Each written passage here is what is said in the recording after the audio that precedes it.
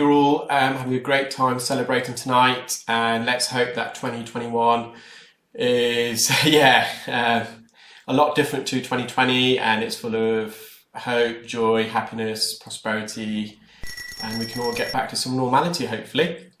So for the last procedure of the year, I've decided to upload this patient who attended with bilateral, fully occluding earwax.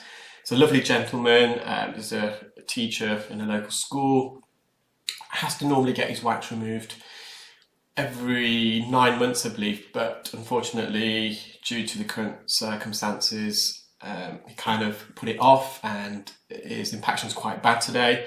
Made a cardinal sin yesterday of both submerging his head underwater whilst having a bath and using a cotton bud, and he got the water purposely in his left ear, and you can see the lateral wax in his left ear is quite wet. That's where the water in the bath is come in contact. The deeper layer, so now we've removed the lateral layer of wax, the deeper layer has been somewhat protected, the water hasn't managed to get through.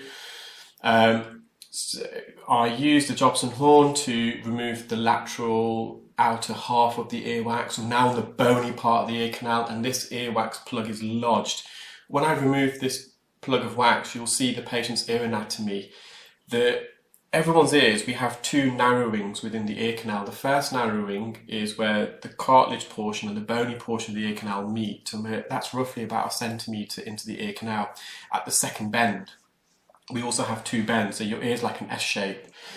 The second narrowing is roughly 0.5 centimetre away from the eardrum, and the ear canal narrows and then it widens back out and it creates a protruding ear canal near to the eardrum, and you have all these recesses. You have an inferior recess like a trench, you have an anterior recess which is like a little cravat adjacent to the eardrum, and when the wax is lodged beyond the isthmus into the narrowing of the ear canal, it's very, very hard to remove, and it will become more apparent later. And you can see here, I'm just using some suction, you can see some of the skin that I peeled, it's got some blood on it, although we didn't make any contact with the ear canal. So the patient's also got loads of skin adhesions. You'll see again that when we remove all the wax, the patient's ear canal is very, very dry. Not able to dislodge this wax using suction alone, so I've had no choice really but to use an ear hook, and I've managed just to insert it and glide it through the top of the ear canal, the roof, without making contact on the bony part of the ear canal, because that's very sensitive. So the bony part of the ear canal, the inner 2/3, is a thin layer of skin measuring 0.1 millimeters in thickness that lines the bony part of the ear canal, whereas the outer third, it's a thicker layer of skin, 1 millimeters in thickness. You've got cartilage, so it's flexible. It's not as sensitive as the bony part of the ear canal, and there's some muscle and some fatty tissue there. Although the ear hook didn't dislodge the wax, what it did do is dissect it. And once you dissect it, you can then go back in with a suction probe and try and vacuum some of this. But it's still lodged really deep against the eardrum, and we just have to be a bit gentle, because by putting pressure on this wax with the Zollner suction probe, you could accidentally unintentionally be pushing this wax further against the eardrum, because it's already in the eardrum. And I don't know whether you can see, guys, the ear canal there, just where the wax is, there's a little cave that goes in. You're beginning to see that narrowing. This piece of wax, because the patient used the cotton bud, it's the best way I can describe it, it's like a piece of chewing gum that's stuck at the bottom of your shoe. It's a horrible consistency. It's very elastic, very sticky, and it's got loads of skin adhesion. You can see the skin just being lifted from the base of the ear canal there, a few strands of keratin. And what I'm doing with the Zollner suction probe, I'm just trying to get around the perimeter of this plug of wax, just to loosen it from the ear canal wall first of all, and dislodge these skin adhesions. Bit of wax is teared away there. I was going to put some olive oil drops in, but I felt the wax was on its way out, so by the time I put the drops in, soak it for 4 or 5 minutes, I would have just got this wax out, and it was completely comfortable for the patient. If it was slightly uncomfortable, I would have probably just put some drops in, but I was able to remove it without it. And I'm just trying to lift this plug of wax upwards over the ridge, the narrowing.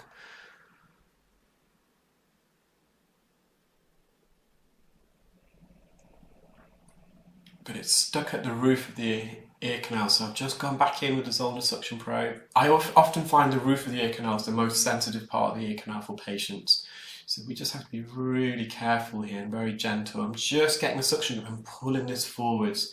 You can see there's a lot of hair in there as well, so this wax is matted. When you've got hair that's matted against earwax, it's so hard to vacuum because you don't really get a very good suction grip. But I'm just loosening it. You can see the wax that's really deep in the ear. It's become visible now. I'm just loosening it. I'm trying to create an opening, so I'm thinking ahead what my next move is. It's almost like a game of chess sometimes.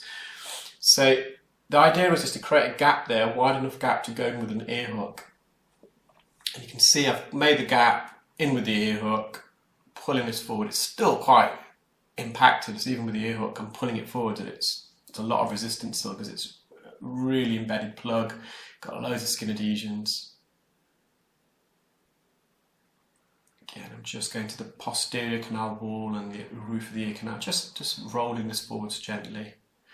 Got to be careful when I'm moving the ear hook. We don't want to lose control of it within the wax and then it flaying around in the ear canal and accidentally cutting the flesh, causing the ear to bleed. So the ear hook served its purpose. I've dislodged the wax, dissected it into small pieces, back in with the Zollner suction probe just to clear up the rest of this dry wax. You can see it's very dry. Again, it's just having to wriggle it a little bit, get rid of all the skin adhesions, and there we are.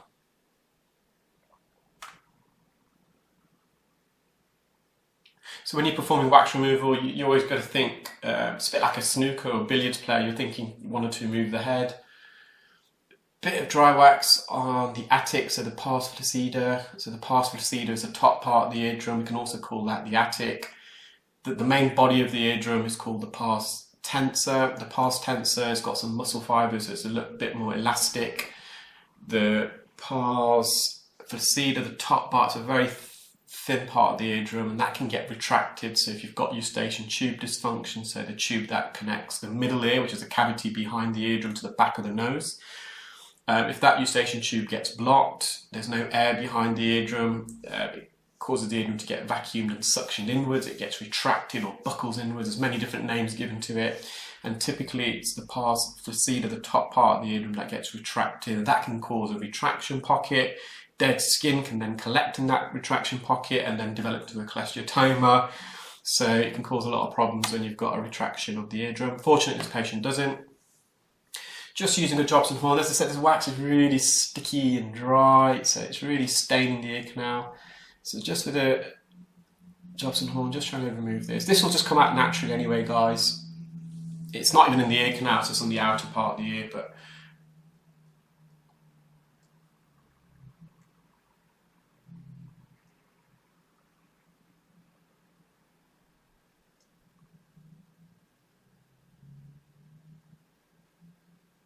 so in this region of the ear, because it's on the outer part, you can just get a wet flannel. As long as the flannel doesn't go in the ear, we don't want to get, we don't put any inside your ear. You can just get a wet flannel, just because on the external part, that's fine. So this is the patient's right ear, a big plug of wax. It's a bit softer, just gone in with the ear hook, and there's a big gap at the top. You can see there's a lot of hair matted to this plug of wax. Managed to remove that one big large chunk there, but this wax, there's some remaining wax, residual wax on the anterior canal wall. So the anterior is the front part of the ear canal towards the nose. So if we're doing the right ear, the anterior part of the ear canal is on the right hand side. If it's doing the left ear, the anterior part is the left hand side of the ear canal. This soft wax is also adhered to some keratin, some dead skin, and you'll see that in a moment. So with a Jobson horn, I'm just getting in behind, you can see the skin that's attached to the ear canal. I'm going to loosen that just gently. This is just about on the cartilage portion where we are. If that was on the bony part, it would have been really uncomfortable for the patient. And there we are, we've just released this dead skin, and when we release the skin, the wax that's attached to it also comes out.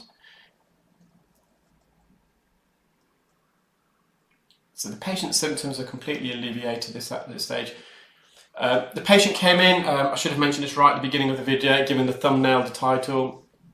The patient reported 95% deafness in the left ear. So not this is the right ear, but in the first ear, the left side, reported 95% deafness due to that wax. He couldn't hear the Zollner suction machine. I've noticed a lot of people that do have wax when they come, and that suction machine is quite noisy. You could compare it to a hairdryer, or in between a hairdryer and a lawnmower. I wouldn't say it's as loud as a lawnmower, but it's pretty noisy. And we're talking about the main machine, the external part. Obviously, it's going to be noisy inside the ear as well with this whole suction probe. But the main machine, when it's operating, a lot of the patients can't hear it, so it's making me assume that earwax can cause a conductive loss of up to 50 or 60 decibels. Unfortunately, patients book in on an earwax removal appointment. It's a limited time, so we don't actually do a hearing test. As an audiologist, obviously I do hearing tests as part of my day-to-day job. I've got hopefully some exciting news in the new year, where I will be able to dedicate some extra time to do some hearing tests pre and post procedure, just to get an idea of how much conductive hearing loss earwax can cause. A conductive hearing loss is when the ear canal prevents, or the middle ear prevents sounds from travelling through the ear canal or through the eardrum to the inner ear, where the organ of hearing is the cochlea. So that's called a conductive loss. The organ of hearing itself, the cochlea, is functioning fine. It's just the sound can't get through to the cochlea, to the inner ear, via the ear canal, either due to wax or infection, or if there's a problem in the middle ear with stiffness of the bones, what we call otosclerosis, or glue ear with catarrh fluid behind the eardrum. That's both ears. That's all the wax I extracted from the patient's ears, and I did weigh this. I believe you'll see that coming up in a moment, a still image. Just weighed in at 404 milligrams, so just under half a gram. Some wax that obviously did get suctioned up the vacuum into our suction liner. I hope you enjoyed that video, guys. Have a great evening and a fantastic start to 2021. Take care. Bye.